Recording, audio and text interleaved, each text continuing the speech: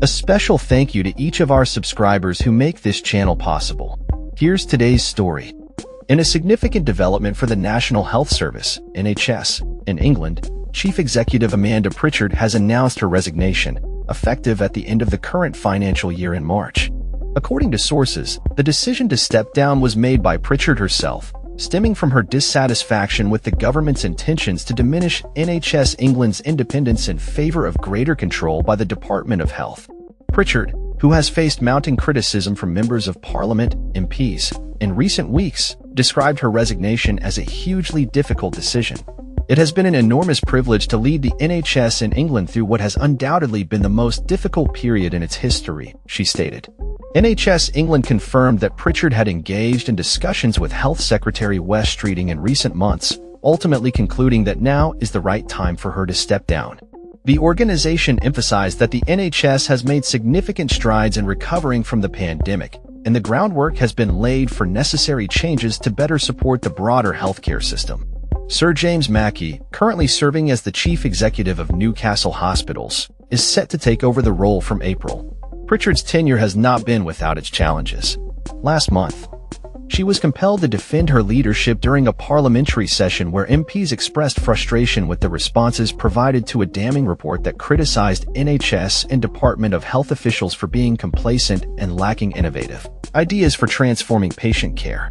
During an interview on BBC Breakfast, Pritchard was questioned about her suitability to lead the NHS, to which she responded, "We are far from complacent."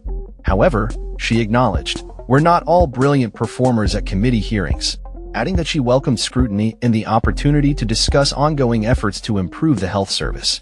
Amanda Pritchard made history when she became the first woman to lead NHS England on August 1, 2021, succeeding Lord Simon Stevens.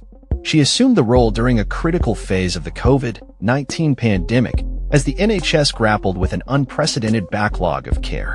A mother of three, Pritchard has dedicated 25 years to the NHS, having joined through the Graduate Management Training Scheme in 1997 after studying at Oxford University.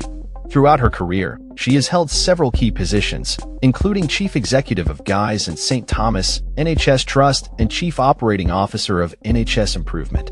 In recent months, the NHS has faced significant scrutiny, particularly regarding its performance and the effectiveness of its leadership.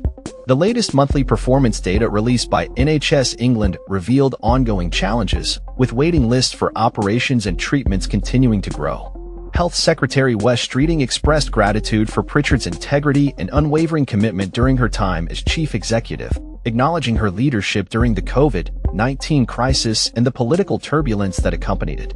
Richard Meddings, chairman of NHS England, lamented Pritchard's departure, describing it as a huge loss for the organization. Under her guidance, the NHS has made substantial progress in patient care despite the pressures of pandemic recovery and ongoing strikes. As the government prepares for a significant overhaul of the NHS, Pritchard's resignation raises questions about the future direction of the organization. Sources indicate that the government aims to tighten the relationship between NHS England and the Department of Health, shifting the focus from hospitals to community care.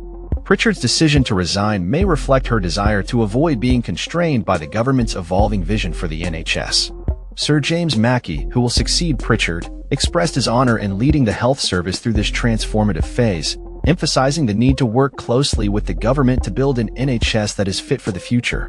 As the NHS navigates these changes, the challenges of reducing waiting lists and improving patient care remain paramount. The upcoming months will be critical in determining the effectiveness of the new leadership and the government's reform initiatives. That's all for this story. We upload videos every day covering many different subjects, so hit that subscribe button to stay informed. Thanks for watching.